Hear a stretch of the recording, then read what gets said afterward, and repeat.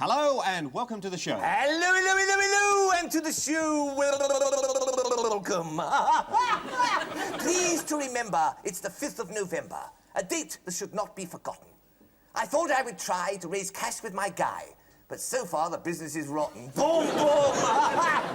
I say, Mr. Howard. Yeah? Spare 10p for the guy. 10p? I thought you were going to say that. Well, isn't it spare a penny for the guy? Do I tell you how to run your business? I thought you said business was rotten. Is it really that bad? No, not really. It's quite good considering. Considering what? I've only been collecting for the guy since August. Why did you start collecting for November the 5th in August? Well, I had to start early, didn't I? Next week I start my carol singing. But it isn't Christmas yet. Ah, but it's getting close. You can always tell when Christmas is coming when you see the Easter eggs in the shops. Oh, you've collected quite a lot of money, haven't you? Yes, and put that down. I want that to stay as it is. I need that money. Quah. Do you know how much fireworks cost? Quah. Bangers are a bomb. Rockets are going up. The price of a candle's a scandal. It's enough to drive your crackers. I love the boom, boom. Look who's talking then. Ooh, right. You know that Bonfire Night started with politics, don't you? That's why we have a guy. Oh, I know. He was one of my ancestors. Who was? Guy Fawkes. Guy Fawkes. It's Guy Fawkes, the man who tried to blow up the government. Oh, he was on our side. James I was on the throne at the time. I beg your pardon? James I was on the throne at the time, and there was...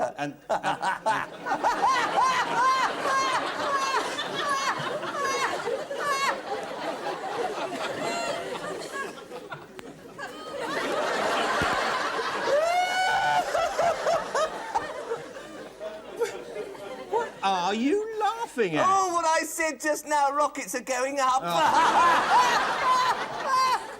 What a silly little milli-wit I am. Oh, I wish I had a mirror. I'd give myself a kiss. Don't change the subject. No. You know, it was in 1606 that Guy Fawkes was executed, and you know why? Yes, for failing to blow up the government. You shouldn't say things like that. It was a very wicked plot to blow up the government. Yes, it was. Fortunately, they managed to stop him before any real good was done.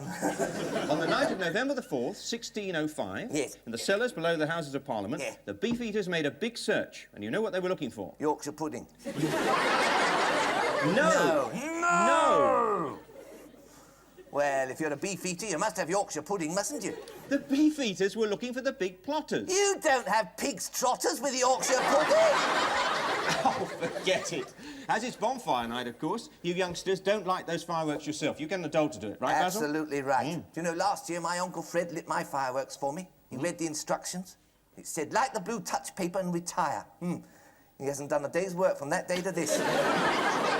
Shame about your guy. It seems a pity to burn him. Burn him? I'm not going to burn him. I've had him for 3 years now. He's earned me a lot of cash. And he only set fire to a business when it's losing money. Well, I think he's a lovely guy. Oh, yes. I think we ought to introduce our next guest, don't you? And yes. I know it is. It's called The Highwayman, and it's the latest recording by that fabulous group. Brotherhood of Man. I was going to say that.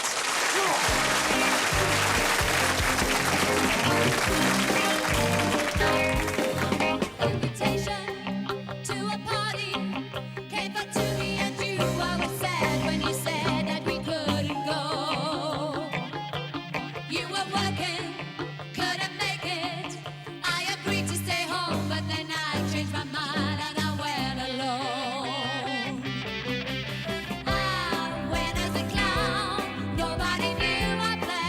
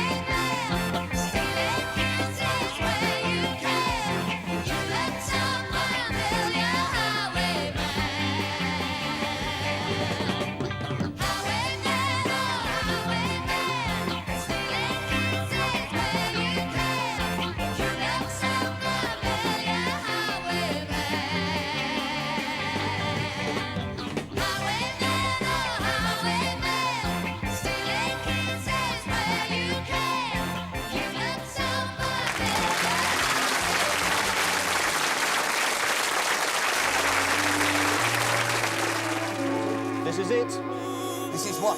This is where they're holding the séance. And you remember what happened when we last came to a séance? Yes, it turned out to be a blooming fake.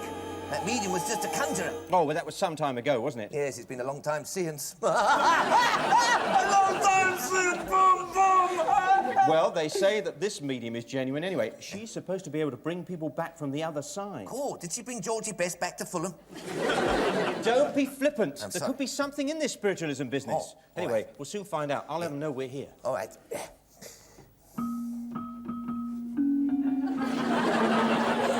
Oh, that won't get in the top of the pops, will it? You know, this reminds me of that old house in that horror movie we saw, The Headless Man. Oh, don't remind me about that, Mr. Howard, please. You know I had horrible dreams about that headless man. Oh, look, it's a manless head. Good evening. We've come about the séance. Yes. Are we late? Not too late. Oh.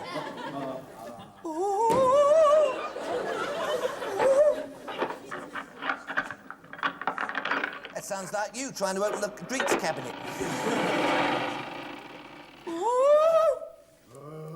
Into the unknown.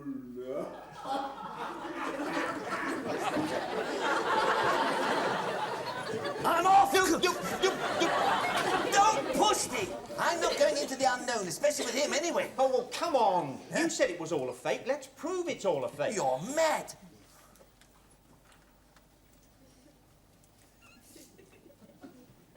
Hey!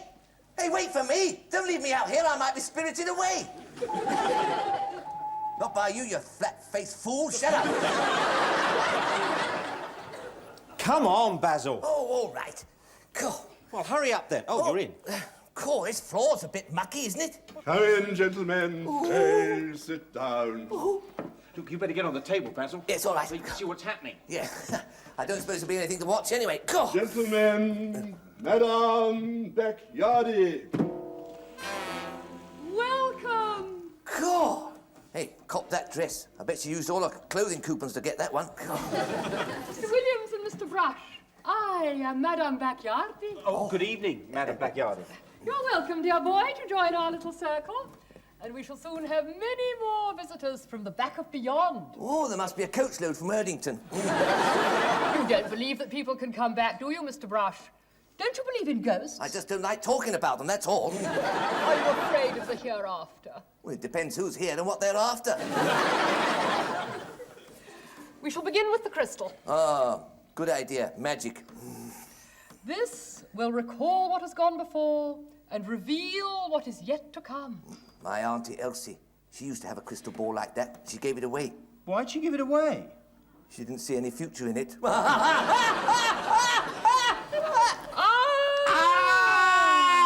Can you see something? No, you're standing on me paw. Now, Mr. Brush, is there anyone to whom you wish to speak? Well, I wouldn't mind having a little chat with my great-uncle Percy. I haven't had a talk with him for years. Great-uncle Percy? Huh? Great-uncle Percy, are you there? You have to speak up. Why? He's deaf. Great-uncle Percy? Are you there? Your nephew... Basil Brush. The little king. Your nephew Basil wishes to communicate. I cannot see him. Let's have a look. No, I still cannot see him. I need help. Hello, Basil.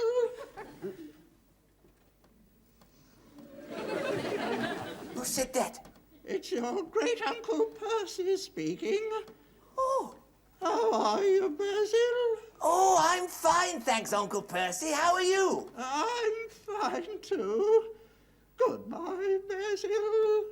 Cool. That was short. He must have run out of change. Goodbye, Uncle Percy. Don't forget to write to me. How can he write to you? I mean, isn't it wonderful that you can make contact with him when he's on the other side? It's blooming marvellous. He's not even dead yet. He lives in Australia. I shall now go into my trance. Oh, she's going into a dance. We're going to have her knees up. Not a dance, a trance. Oh, I'm very glad I can't only do the foxtrot. Now, would you please close your eyes and rest your hands lightly on the table? I haven't got handies. I've only got pauses. Pauses will be quite acceptable. Oh, right. Huh? Charming. Hey, she's fallen asleep on the job. There is a message You're being paged. Spirits wish you to rise and go to the front of the table. I say, he's not going, is he?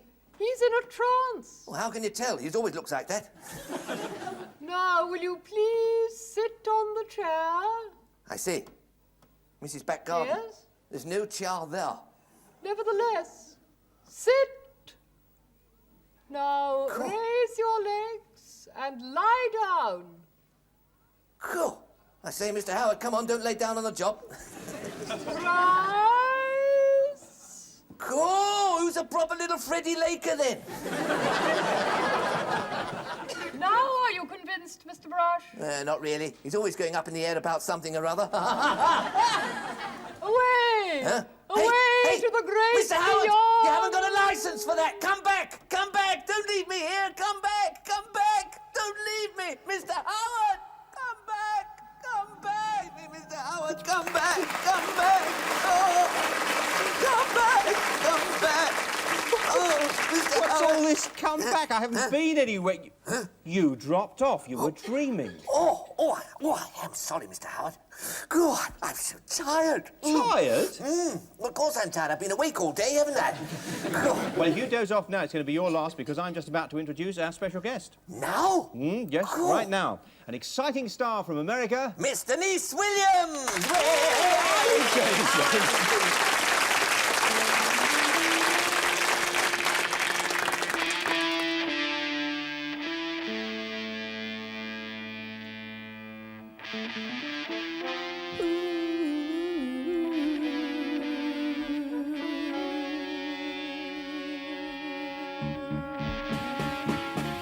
Baby, baby, baby, my love's all for you.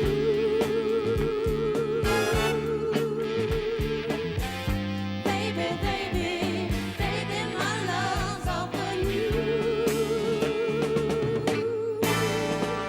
When you give love, you will be loved by the one you say you want. I knew at first I fell in love when I saw you. I need you so I can feel you, 'cause you're the one I'm thinking of. You're a different kind of love, my dream come true. I'm altogether lovely, being loved by you, and altogether lovely is my love for you. I'm altogether lovely, being loved by you, and altogether lovely is my love, baby, baby, baby, my love's all for you.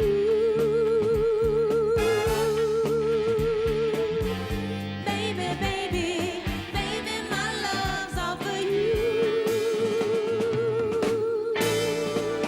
It's the first time that our love's all mine, to cherish and to hold. The greatest story ever told is how I found you. I thank the day you came my way. Only that will make the spark. You will always have my heart. Now brand new. I'm altogether lovely, being loved by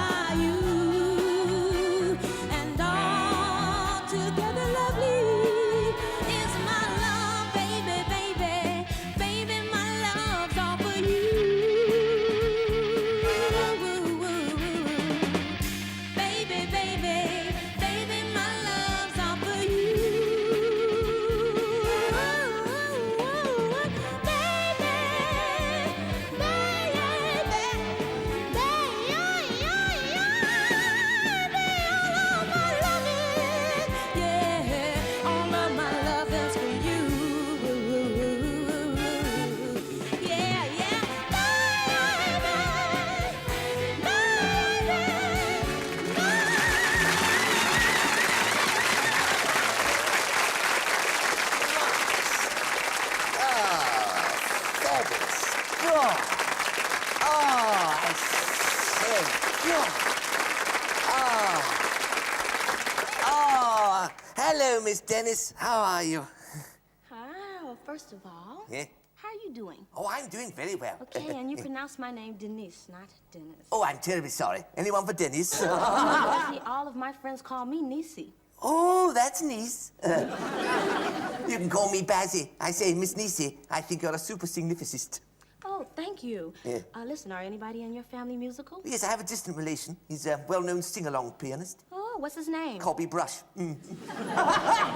Used to be Liberace's accompanist. Ooh, Daisy. Ooh. Do you have a special girlfriend? Well, I suppose I might call one of them special. A young lady named Mavis Vixen. I've known her since we were children. She used to carry my books to school. Ah, did you ever sing to her? I did once. A beautiful love song. I really put my heart into it. She's never spoken to me since.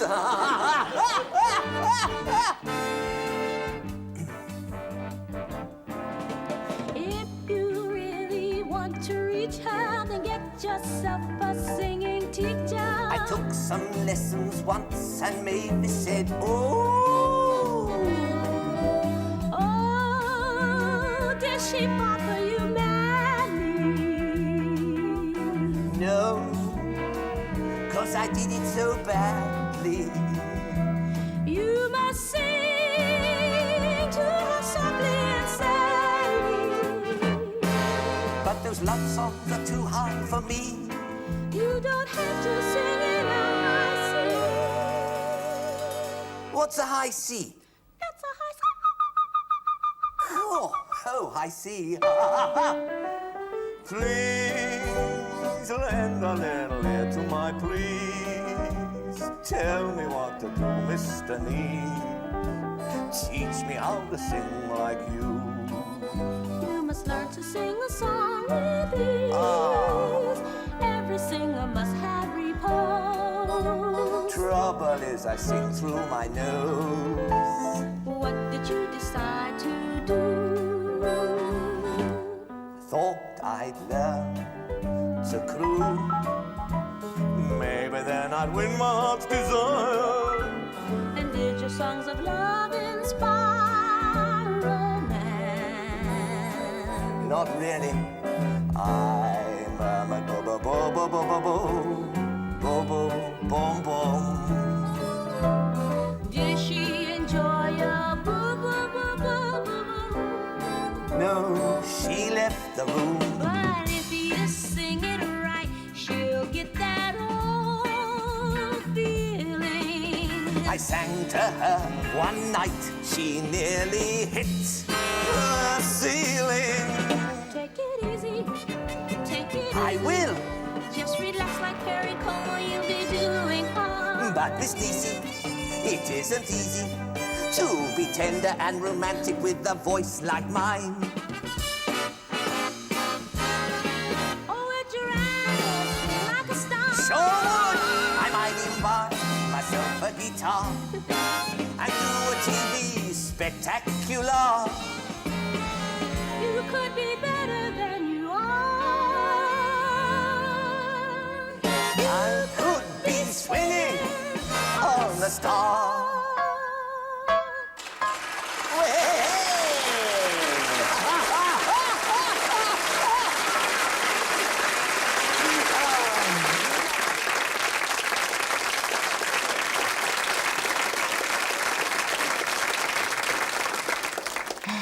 Well, it's time for another episode in our serial story, Backwoods Basil of the Northwest Mounted Police. Goody, goody, goody, goody, And goody. tonight, there are going to be no interruptions from you. Oh, it's novelty night, is it? Do you hear me? No interruptions. Okie dokie. And for those who missed last week's instalment, I should do a quick resume. I say, in front of all these people, you might do yourself an injury. Cool. This is a story of violence. Oh, watch it. Mrs. Lighthouse might be watching. She doesn't like violence on the telly, you know. Sergeant Basil Trelawney of the Northwest Mounted Police had just received word that his arch-enemy, the villainous French renegade Marcel Boutonnet, had been seen in the town of Swift Current. Yes. And his immediate assignment was to make the long journey. By train? No, they didn't have railways in that part of the country then. Well, couldn't he get a taxi?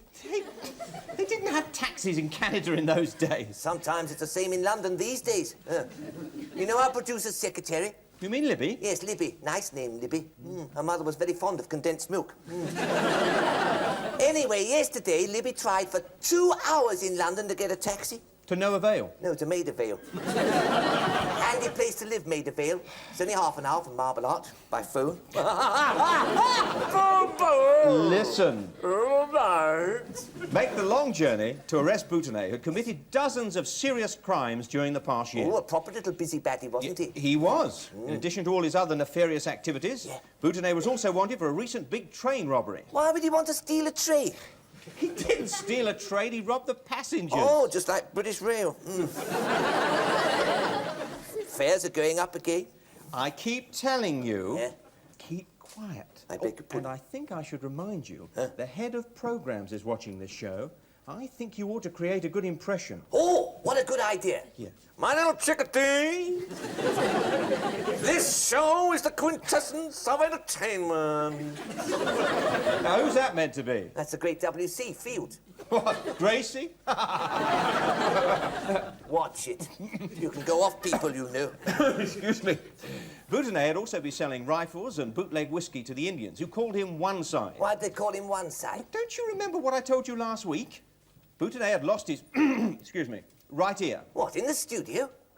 What do you mean? You said you'd lost your, excuse me, right here.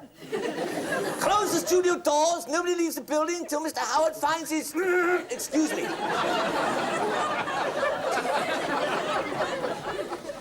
Pardon me, sir. My name's Lieutenant Colombo. Sorry to bother you, but when did you last see, excuse me? Oh, leave off. Oh, all right. Inflamed by bootleg hooch, some of the Indian braves thought nothing of wiping out a whole wagon train. I don't think much of it either. The settlers who weren't killed in the raid suffered terrible tortures at the hands of the Redskins. Yeah. But they all showed great fortitude. Beg your pardon? Fortitude? You know what fortitude is? Yes, 220-tudes. You don't know your English. Ah, but I know me arithmetic. Come on, come on. One man who'd been rescued after being tortured at the stake had been heard to say, "It sure was tough." And there ain't nothing worse than a tough steak. Oh, I've got an headache now. No matter how the wagon trains tried to evade ambush, the Indians, especially the Sioux tribe, always seemed to know in advance where the settlers would be. Yes. The Sioux' foresight was uncanny. Oh, I can do him too. Do who? Bruce Forsyth. All right, my loves. Nice to see you. To see you. Nice. Hey. The Indians were also great hunters. There were great herds of buffalo and the game was plentiful. Good game, good game, good game. Give it a twirl. Cut it out! Now look, no more impressions, Why please. not? I might get the OBE. Now, where was I? Oh, yes. Boutonnet had supplied the Indians with the new 7-shot rapid repeating rifle. And that new rifle was called the Spencer. Oh.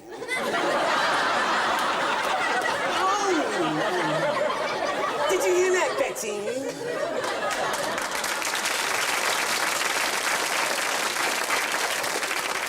It said our name on the tin. Spencer. Nice. Will you stop it? Please. It was frightening to see a horde of braves attacking with their modern arms and their blood-curdling war whoop. What was that stupid noise? I was doing a war whoop. Oh, Betty. That was your Frank, Betty. I done a whoopsie. Nice. Give over. Nasty. One of the most powerful witch doctors was named Big Dog, and he was an Apache who carried his magic charms around in a container stolen from a wagon train. Oh, an Apache case.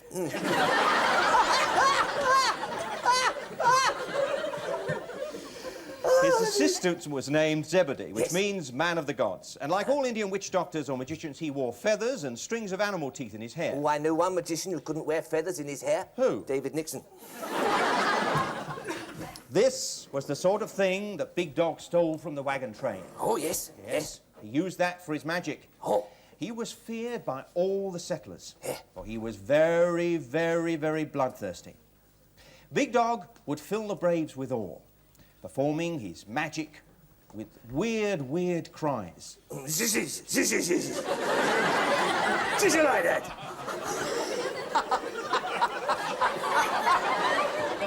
Guess who I am now? Go on, say it. I dare you, I dare you. Say what? I don't know your name, but your face is familiar. Will you stop interrupting and be quiet? Sit to my piano the other day. Oh, give me strength. Give me sunshine. Here we go. Dressed in his ceremonial costume and his feathered headdress with war paint on his face, Big Dog was a frightening sight. Woof, woof.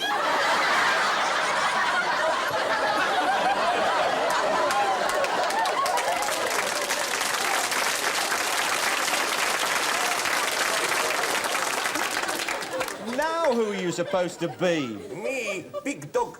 He's the big witch doctor. A what doctor? Not a what doctor, a witch doctor. You look a proper Charlie in that lot.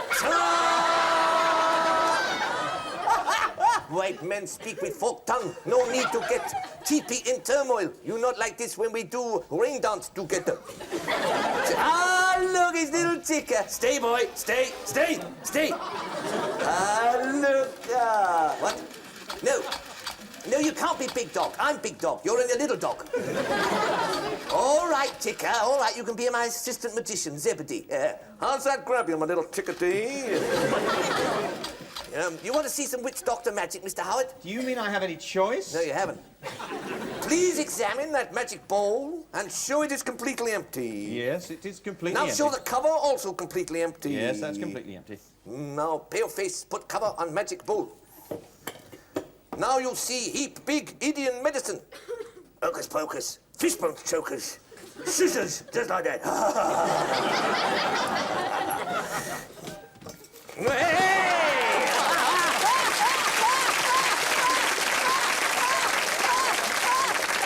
I give up. Listen next week to another episode in our serial Backwards Basil of the Northwest Mounted Police. Hey! Basil was a Mountie and he always Get got it away. man. Brave as Davy Crockett and as strong as desperate Dan. He'd seek and find the evil kind no matter where they ran. Madmen used to tremble when they heard his name.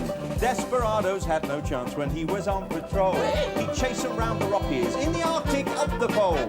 Law and order was his aim and justice was his goal. He'd stand and fight to maintain the right. He was a brave, brave man. Basil of the backwoods, Canadian born was he. To serve with the Northwest Mounted was his destiny.